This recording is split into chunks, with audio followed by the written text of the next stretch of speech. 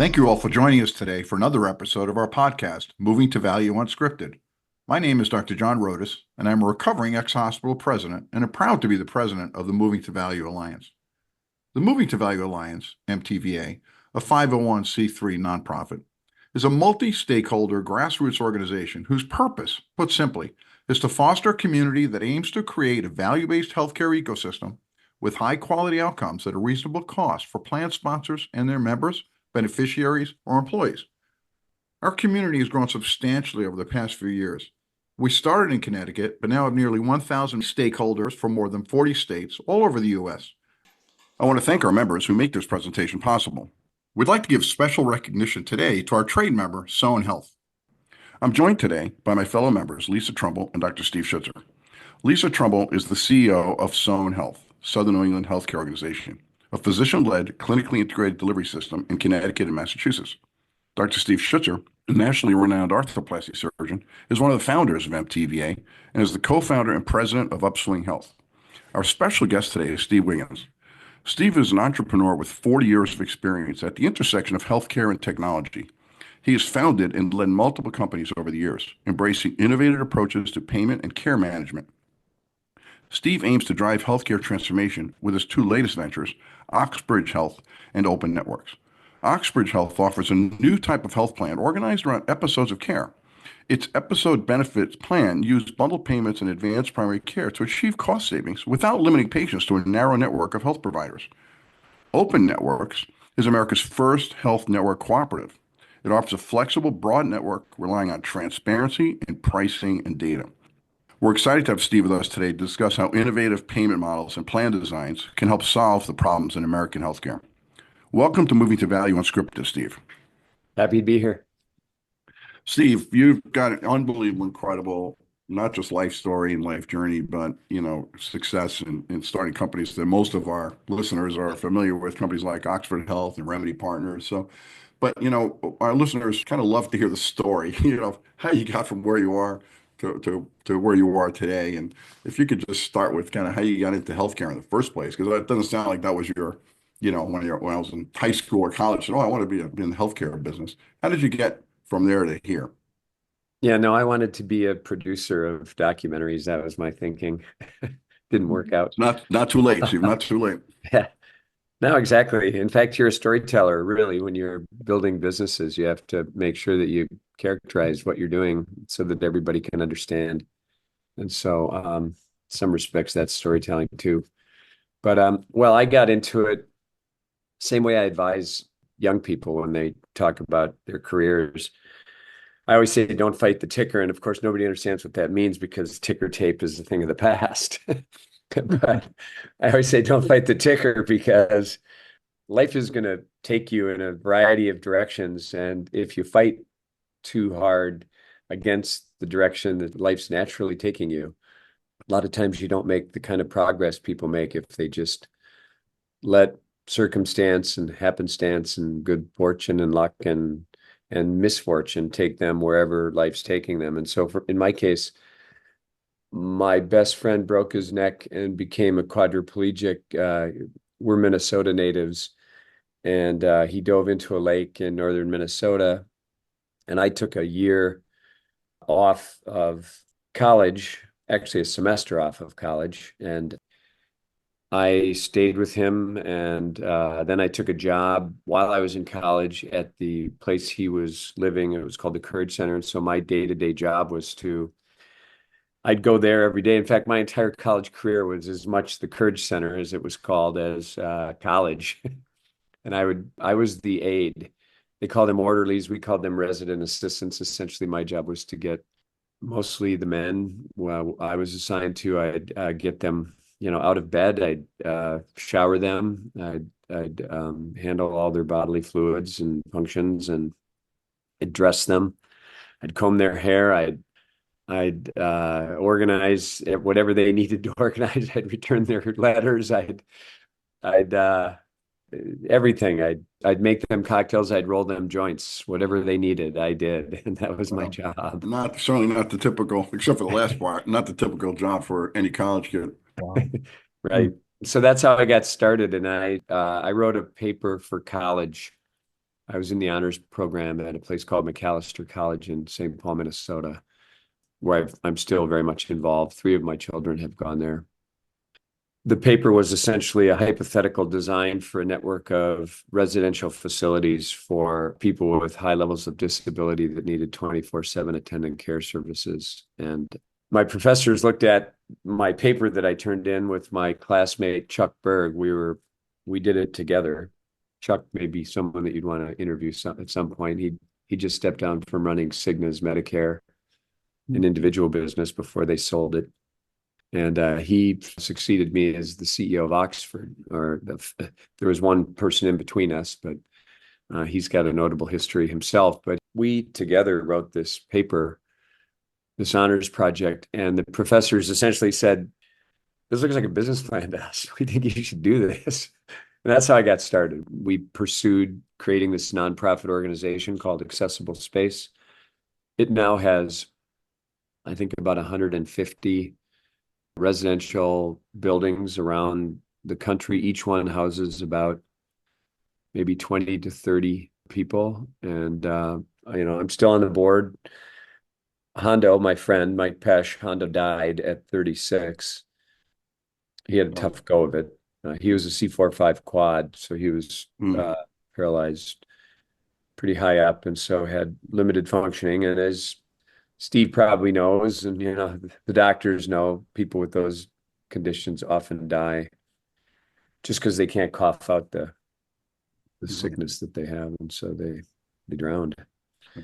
But that got me started, and that, as I built that organization, I wasn't able to actually, as I mentioned to you when you were asking me previously, we found all these programs that we could use to fund it. We had to study all the sources of where the money comes from to take care of people, what some of the options are, what state flexibility there is.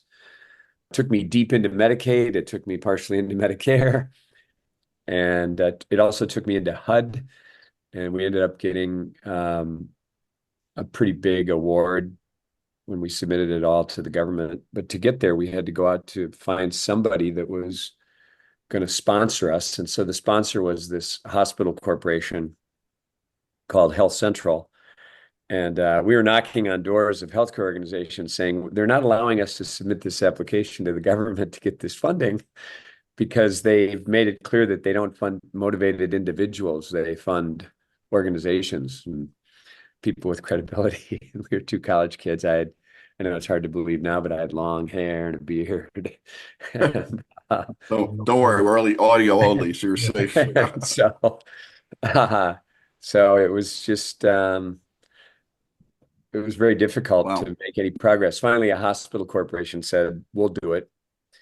They were a sponsor. They didn't have to put up any money, although they did put up $25,000. And the CEO of that organization and the number 2 guy, Don Wegmiller and Jim Rice, and Don went on to be the head of the hospital, the American Hospital Association. Wow. That's crazy. And so I was kind of the hippie that knew how to use a computer just as computers were coming out. And so they put me to work.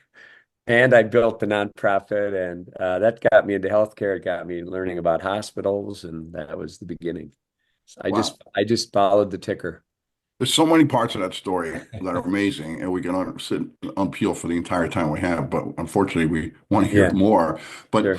the one thing that's the most amazing to me is you started that now 40 years ago, and it still exists. And there's not that many things that are out there in this country that anybody started 40 years ago that are still existing. And my brother-in-law worked for Pan Am, just to give you an example. You know what I'm saying? Yeah. So, okay, take us, and I'm going to stop asking questions. I want to hear Lisa and Steve, but so tell us now how you got to start Oxford Health Plan. I mean, Oxford Health, this freaking crazy, Fortune 300 company. You started that from scratch as well, right?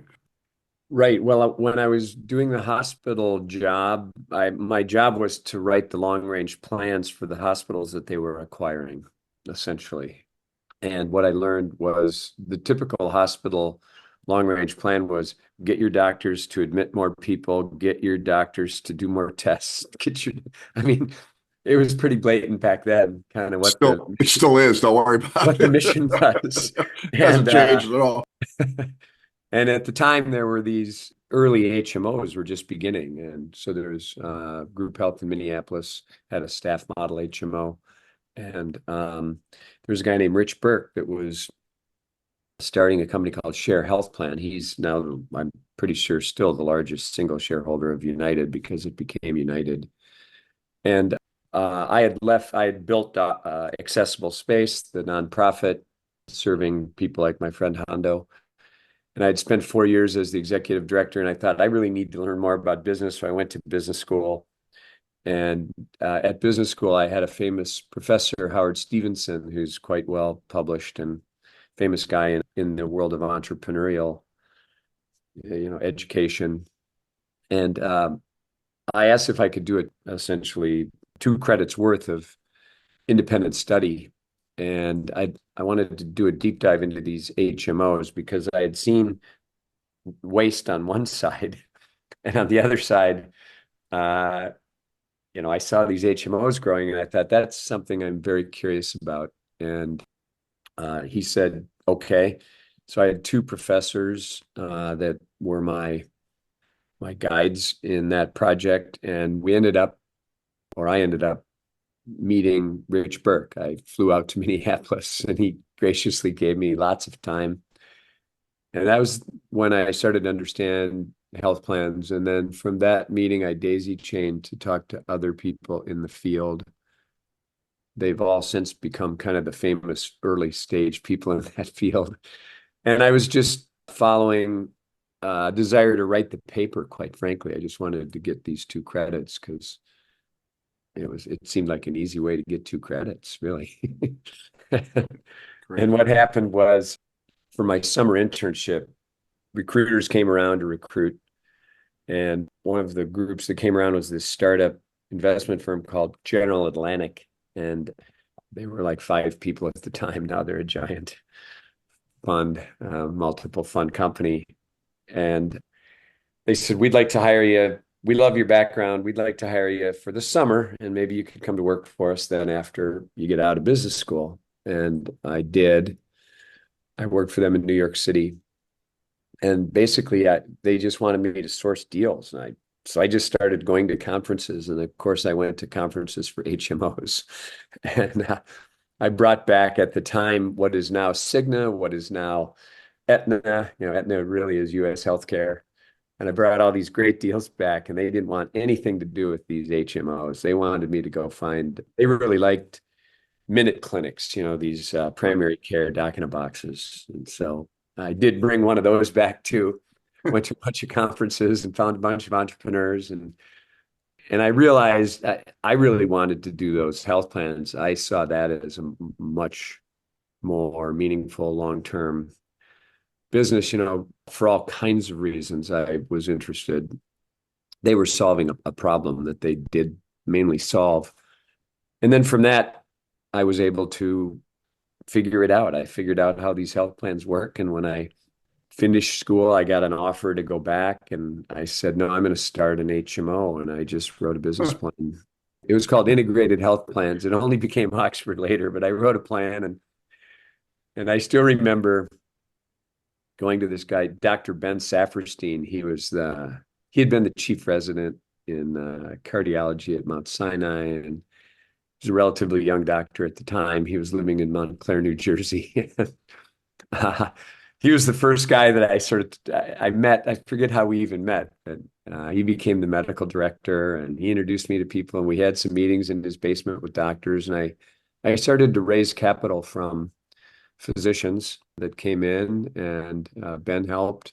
This guy named Mike Cornett, he was running Passaic General Hospital at the time. He got very involved with it, and he eventually came to work at Oxford. So we got started just in New Jersey. I was driving around in an old beat up Saab, just literally calling on hospitals and doctors and signing them up to this new idea. Most of them, I was their first managed care contract. So I started by just saying, to get started, I'm just going to get some contracts because I need a network that's sufficiently adequate to get a license in New Jersey. I'd studied the HMO laws by then, and I just one at a time signed them up. So Wow. it eventually ended up being huge, and we had hundreds of people doing that work. But like all businesses, it starts with just one person. What's an amazing story, Steve? Yeah. Your personal story, Steve, says reams about why you've been so successful, in my mind. 7 successful businesses in every sector of healthcare. I mean, it's like Michael Jordan, and kudos to you. Personal touch, I I've think. got a bad jump shot, but I love basketball. Yeah, man, live. But it just speaks reams about why you've been so successful. But did you know Professor Kaplan? Was he teaching at the business school when you were He was there? teaching. I didn't know him. Yeah, I asked him how he got from an electrical engineer to the Accounting Hall of Fame. And he said, I'll never forget, he said his life has been a series of seemingly random but mysteriously interrelated events. Remember he said that, That's a John? great line. Yeah, I think that's probably true for a lot of us, I actually. never forgot that, right? I mean, how do you go from Minnesota to all this great stuff that you've done? But let's fast forward a little bit. I heard about bundle payments. We actually called it a basket of care. So I was one of the founders of a joint replacement institute, Steve, called Connecticut Joint Replacement Institute. John was the president of the hospital. We were data driven and had all our data on cost and quality. And we heard about the medical tourism industry back in 2007, 2008.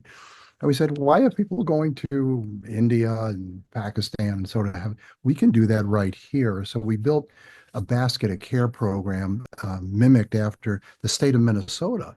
I don't know if you remember, they were the first to actually do a bundled payment. It was state mandated for pregnancy, back pain, diabetes, and so forth. But so we went through a rigorous process, and I've been a bundled payment zealot ever since. It just makes sense. But tell me, how did you get interested in episodes of care and bundles and transparency? Because that has been so much part of your success over the years. Same way, just the same way, Steve. It was 1989, and we started doing transplant bundles. Those were kind of the first bundles that a health plan incorporated. And being a Minnesota native and building what was by then already getting to be a pretty successful health plan in the metro New York area, I love the idea of sending people back to the Mayo Clinic in Minnesota. And I just thought the arbitrage was just so unbelievable to me that somebody could go there and get health care for literally half of what I was paying at Columbia Presbyterian, which was always the most expensive hospital on the planet. It may still be, I don't know, but they were good people. It's just it's a very expensive place. And so that's where I first saw it, Steve. And then just after we went public, we launched a bundle payment initiative in the mid 1990s. And we ended up having 14 specialty divisions. And we had about 600 million run through there annually in those contracts. And we had also experimented with this concept we call pods. They're now called accountable care organizations, but it was essentially moving risks into defined groups of physicians in our Medicare program. And so those early experiences taught me that population health runs a distant second to bundle payments in terms of what you can achieve both for the patient and what you can achieve financially. For the patient, the great thing about episode-based financing, where you're paying a bundled payment for an entire episode that includes all the services that relate to that, the care of that condition or that event. It's the same unit that the beneficiary or the patient consumes healthcare. And so you're aligning the payment with the patient experience. They can relate. I'm having a hip replacement. Your experience largely in the commercial market, with the exception of the chronic conditions, but for the numbers of people, it's episodic. It's not always. And even in a condition episode, you have small episodes that happen. We call them sequela now in the new PACES definition sets. But you have episodes that pop up. If you have a condition episode like a diabetic, they might have like a foot amputation or something pops up. That's a separate episode. They call it nesting. They use a variety of ways to describe it. But my observation was that episodes are just way better for the patient. They're way better for the physician because it's also the way the physician understands the world, because physicians don't understand all population health. I'm married to a primary care doctor. She finds it laughable that risk gets passed to her. They don't have the time. And a physician who does a few things mostly in their practice, they understand exactly where the efficiencies could be achieved. They understand best. And the proof is in the pudding. When we were at Remedy, we saved more money for the Medicare program than the entire ACO program combined. Wow. And we had 1/10 of the amount of dollars running through our bundle payment program. Just our one. Now, we were the dominant Medicare business bundle payment program in the BPCI, as it was called, the Bundle Payment for Care Improvement Program that Medicare put together. And we helped define that program. I wrote white papers thankfully, Rick Gilfillan was there running CMMI, which was the Innovation Center, and he was very receptive to my work, as were the people that were staffing that organization to begin with. And it was a very collaborative effort to try to build a program that made sense. Regrettably, they kind of blew it up at the beginning of the Biden administration, where some kook changed all the pricing and everybody dropped out. They went back and changed it. If I'm in OMB, I fire that guy that used the difference in differences model instead of actuarial principles that have served students well for decades. So a long-winded answer to your question, I'm like you, Steve. I'm a total devotee to the model. As much medical spending as you can move into that model, the better off the patient's going to be, the better off the employer or whoever's paying is going to be. The more rewarding it will be for a healthcare provider who might be involved in a risk contract, like a bundle payment agreement. To me, it aligns the stars, where population health is just more of the same, managing by pre-certifications and, remote control. I'm not a buyer.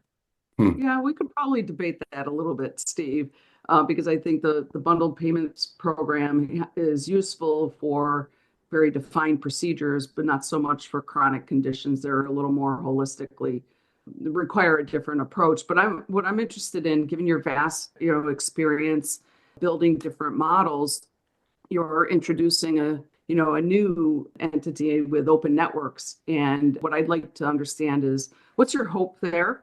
If you were to look 5 years out, what would you think open networks would look like, and help explain open networks to our listeners? Well, open networks, again, we're shifting completely away from bundle payments, which is fine, although bundle payments will be mounted on open networks. But open networks was started as a nonprofit initiative. I'm on the nonprofit board. My foundation funded it. I continue to fund it. Now we're raising capital into the operating subsidiary. But open networks is essentially just what it says. It's a provider network that has two things. It's a network of healthcare providers that have entered into contracts that define the payment terms and all the rules associated with using that network.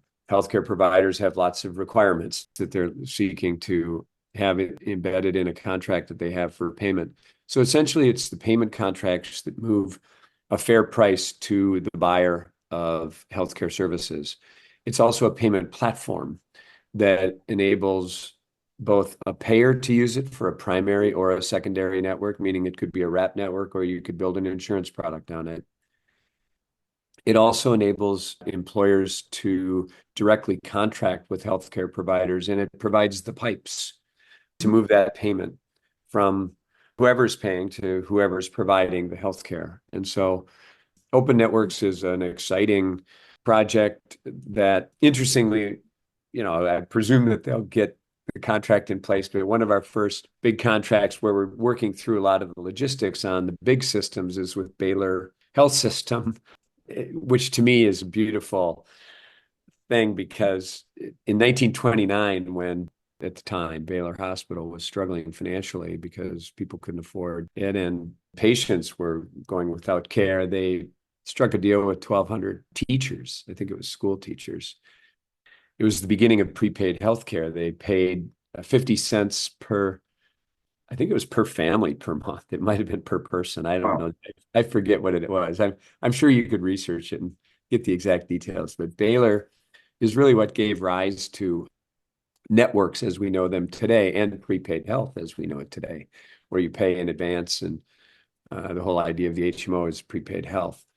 So it's full circle now that the team's deep into the final discussions with Baylor, and we think that they're going to be a great example of how this can work. But the way the organization's doing it is we're going into markets, we're leveraging the fact that the government now with the Transparency and Coverage Rule, the No Surprises Act, all these wonderful government initiatives, there's more transparency than ever. Lisa, the way it used to work is we used to have to kind of surreptitiously find out what other people were paying, and it was a whole secret thing. And even the contracts had gag clauses, and still many of them have gag clauses and all these terrible features that seek to give existing players, predominantly the BUCAs, of course, Blue Cross, United, Cigna, Aetna. It gives them the hegemony that they enjoy right now, and really that's the last string they're holding on to give them their reason for having such a dominant position in the market, because all the other reasons that they would have an advantage are going away as service capabilities decentralize into component parts. And much like you can build a company now on AWS and you pull in all the tool sets that you need to build a company, you don't need to have raised floors with wires running underneath them anymore. Everything's in one place. It's already pre-integrated. There's open APIs and all these things. The same thing in healthcare. There's PBMs, there's claims platforms, there's all kinds of disease management companies, there's clearinghouses, all these things that didn't exist that we had to create from whole cloth, now exist. And it's no longer particularly an advantage for a big carrier other than the fact that you're entrenched and you're there. And you're one reason that you're entrenched and that competition isn't more significant is that you've got this provider network that historically you had better pricing. And now, although most people can't interpret these files, these machine readable files that the payers and the hospitals are required by law now to publish, which is just amazing to me. If you've been in my seat, you look at this and you say, this is the beginning of a profound change. Right. It's all going to be different because we had lawmakers and we had people like you guys who push for these changes. I know in Connecticut, you must have been involved in the wonderful laws now around gag clauses. Connecticut's really pretty far along it with a few states and making it a better place to be a purchaser of healthcare. Let me pivot a little bit and pick up what you said. We talk about payers, and it always kind of bothers me because I think we talk about payers and people think we're talking about, Blue Cross United and Cigna and where the payers are really, for the most part, but obviously the government, state government Medicaid, federal government Medicare, and then employers and the employees, right? We're the ones really paying for the bulk of healthcare, and you're paying either through your taxes or through your contribution to your employer.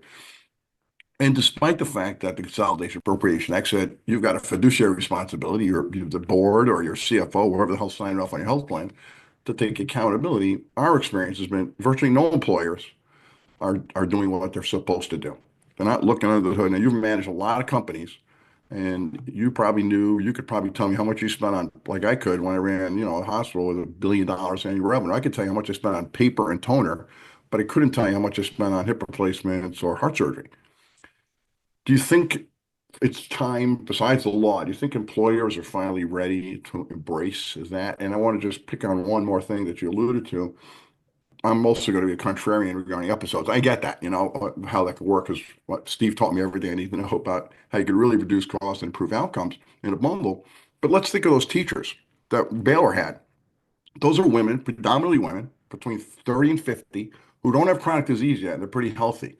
So to really save a lot of money and actually improve their lives, you've got to do primary prevention, right? So when they start tipping the scales, no double entendre intended there, but they start getting a little heavy and they start getting type 2 diabetes and they start getting hypertension, it's pushing them back towards health.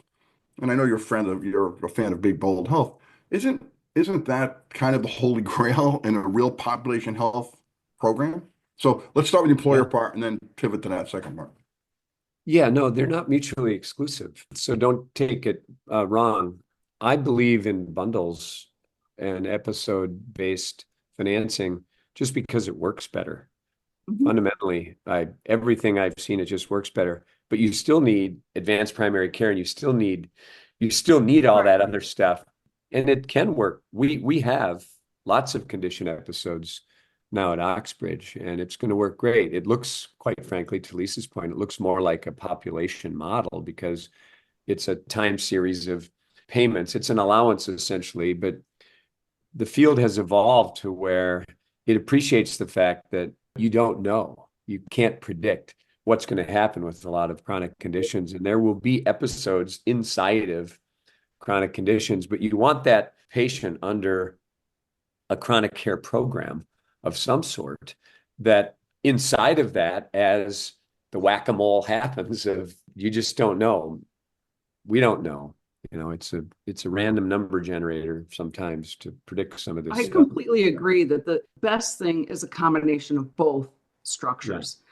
right? Because certain problems can be fixed really well with a bundles program, and others need a more a more time-based, intensive level of management, like, diabetes as an example. But diabetics also need their hips done and their knees replaced. And, if you have a diabetic and you're doing a hip replacement, Steve can speak to this, that adds additional risk.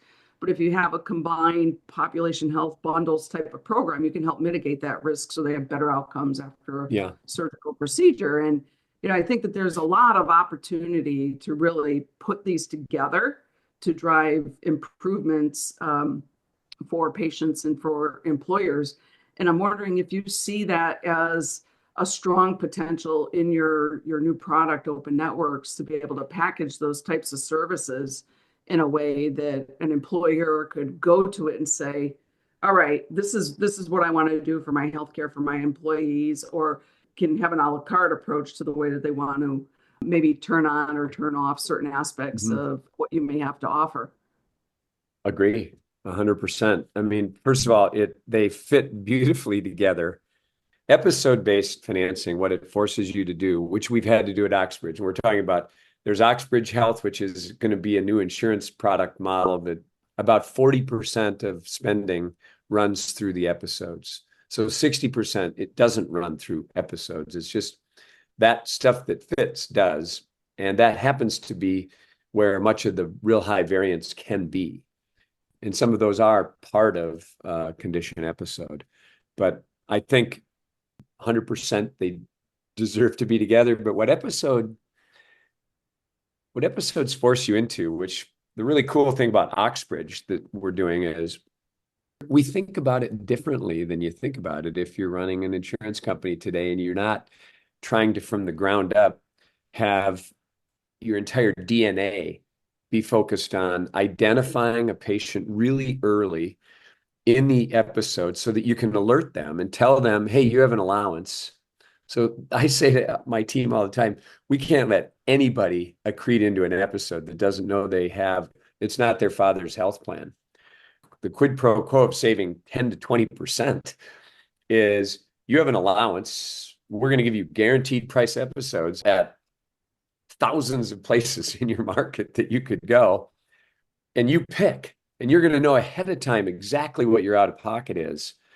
Or maybe there's none. Maybe your employer says, listen, you picked the right one. There's no out of pocket. There's a lot of dials in this, but the DNA has you first picking up the 837s, the 221s, all the EDI transactions coming in, which right now they just go over there to that entity, over to that entity.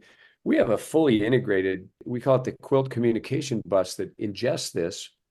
We use it as a communication vehicle because everything becomes what I call a communication event. If we find out that, let's use a simple thing, a pregnancy, that's an easy one to figure out. The diagnosis code shows up. We want to let somebody know you've got an allowance and you have the opportunity to save a lot of money.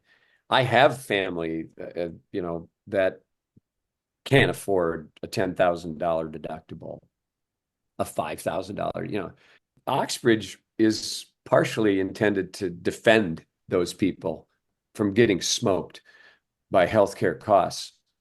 So agree that they're different.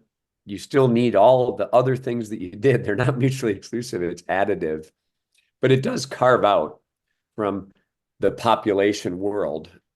The big systems now all want the full risk because that's more hegemony for them. That's more dominance. That's more monopolistic practice. That's more centralization. And centralization isn't working. As you guys know, you're obviously students of the business. You read the same stuff I read. There's hardly any piece of research that can support hospital consolidation as being good in almost any dimension. They struggle to get there. And, so much of the findings are against that.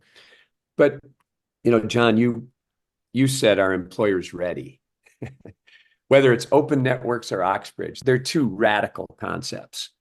And I'm doing open networks because this is my leave behind to healthcare. I'm 68. My feeling is, all right, I've got a great 10-year run in me here, I think. After that, I can't guarantee anything, but I'd like to leave an infrastructure behind that is better than the one I encountered when I came in, because we're stifling innovation, we're stifling creativity, we're stifling advance by not having a decentralized open network on one side. And then to Lisa's point, yeah, we're going to put all those bundles on open networks too.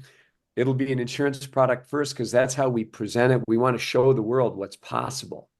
Oxbridge is just showing the world what's possible. Eventually, we want to be the episode platform inside somebody else. We don't need to be the insurance company. We want to solve the fundamental problem. We want to let everybody else evolve to be able to accomplish this. And so we want to be the Intel inside. It would be metaphor. But John, to the point of employers, some for sure are ready. And we've seen them. I mean, the state of Connecticut was one great example. Southwest Airlines, there are many employers that are leaning in that want something like open networks. Core Upsaw, one of the really great voices in your field, just, tremendously supportive of open networks and desirous of that kind of a platform for their future. But fundamentally, the employer market, which let's call it a $1.6 trillion market, because you're right, it's the biggest spend. The employers are the biggest payers. You had it right. Mm-hmm. Right. 1.6 trillion or something like that. More than, depending on how you count Medicare, the out-of-pocket and the government's share, it dwarfs Medicare, it dwarfs Medicaid. Employers are the big payers in the U.S. healthcare system. And the more important thing is they're subsidizing Medicare and they're subsidizing Medicaid because they're subsidizing the hospital that you ran, because you have a different price that you have to give. Exactly. We see it every day. At Hackensack Medical Center, they have 400% of Medicare that they charge to all their private payers. That's 4 times what Medicare pays. So if that's not an indirect tax, I don't know what is. And that's why everybody's so up in arms. Now that this data is all available and everybody sees what prices are, employers are stuck with the same challenge that Elon Musk and RFK now faced with in our healthcare system. And that's that, well, how are you going to bring the cost? What's your game plan here for the big tickets? Because the big tickets are the entitlements. And so it's Social Security and it's Medicare, it's Medicaid. And there's really only one path out of the conundrum, and it's the same path that the pensions took. And that's just to say, we can't afford this, or there's no Medicare for future generations. And so we have to cap at the individual level. It can't be a defined benefit program anymore. Just like employers can't afford it anymore, and they're throwing people into the ICHRA market. Fundamentally, the government has to say, we can only afford $1,000 a month per person that's a senior. We're going to risk adjust that. And I feel like you kind of have to throw it to the Medicare Advantage market, because we're all experts in this field. Who would not want to be in a Medicare Advantage plan? You're getting 15% more benefits. They're being monitored like crazy. The HEDIS, all the ways that you're measuring, as much as people want, no, we want our Medicare fee for service. Well, of course you do. You don't want anybody to pay attention. And by every metric, being in a Medicare Advantage program is your best bet. If you've got family members, it's economically, it's the only way to go. And if those organizations only have $1,000, they'll make it work. Right. And it'll work fine. And our children and our grandchildren will have a Medicare program that isn't bankrupt. Right. Steve, let me get you the final, Steve Schutzer, get you the final question Yeah. for Steve Williams. I hate that because there's so much more to ask you, Steve, about bundling and episodes and capitation, and the lines ultimately become a little blurred and bundles far enough out, it becomes capitation, right? But Steve, we have a tradition, and it's been a lot of fun on the MTV Unscripted, is to ask our guest to put on their blue sky cap and think about what we're going to look like. I would bet, given your track record, that Oxbridge and Open Networks, which we support, are going to do very well and will be your long-term legacy. But putting on that visionary hat, where do you think we're going to be? And I used to say 5 to 10 years, but how about 2 to 3 years? Because we're really running out of time. What do you think it's going to look like in healthcare? Well, we have the same problem in the broader society as we have in healthcare. We're kicking the can down the road. And in healthcare, I think my hope, let me just go to hope first, because I think what's the art of the possible? The art of the possible is it looks very different than it does today. We have to start by solving the human problem of who's going to take care of us. And on that front, I think we're blessed that AI is coming of age, just as we're having problems with staffing hospitals. I ran into Kevin Clark yesterday, just by happenstance. He had cross-country healthcare, a healthcare staffing business they just sold. And we need physicians, but our training of them is really all off. I hate to, Steve, you put so much time in, you work so hard. Thank you. It's the longest grind for, in some respects, an unfairly compensated reward. Physicians should be compensated higher. Simple. They're more valuable to society than why does a fund manager make more money than a physician? But that's where we're at. And so long term, I'd love to see us change what a doctor does. They should really be good at getting information that helps them solve problems, because as you know, Steve, medicine's a continuing clinical trial. Nobody really has the answer. Every specialty looks different today than it did when you got into it. They need to be good at getting to the answer, and that's where AI can help. I think primary care is going to move almost entirely on the front end diagnostic end to AI supported tools.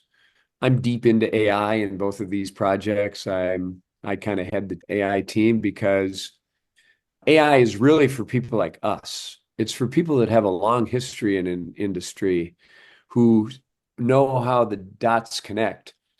And it's you guys that actually have the potential to bring these technologies to life. And the deeper you get into these technologies and understand how they work, it'll pop into your head what the art of the possible is, of what you could do with this stuff.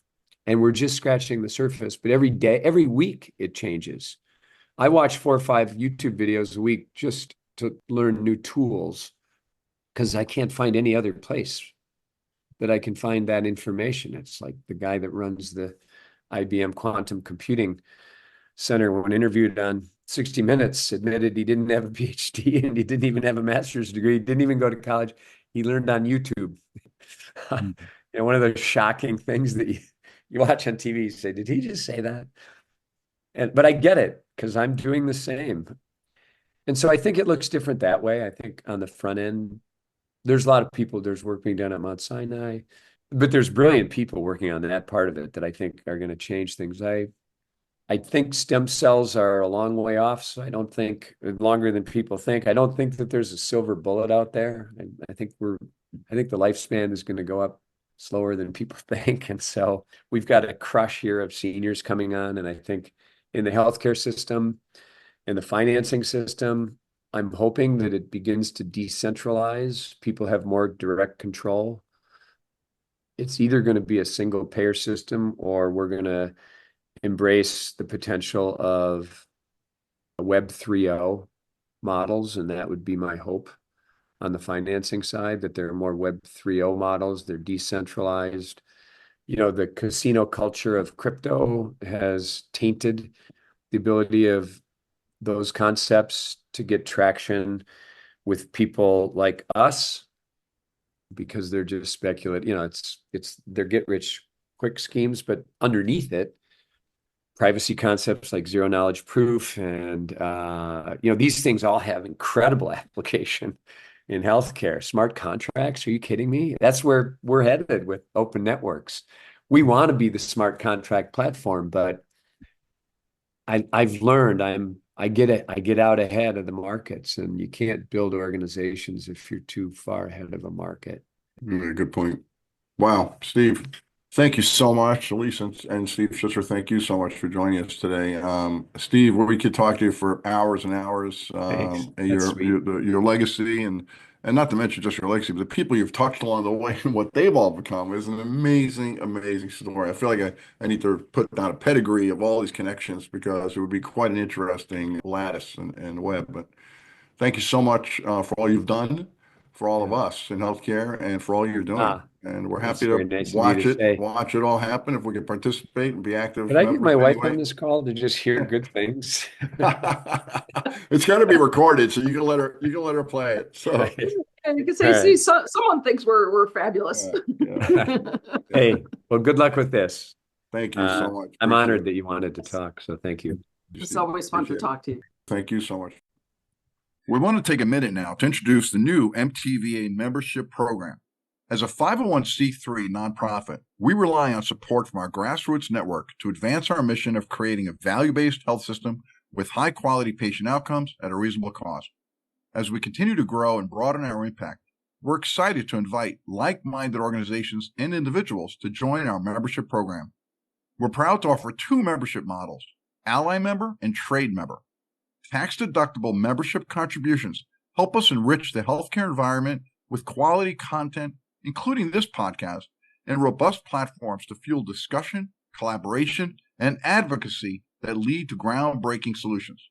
For more information, including a full list of benefits offered, visit our website at www.movingtovalue.org/trade-member. The link is also in the episode description. Thanks again for listening and for being part of this important movement.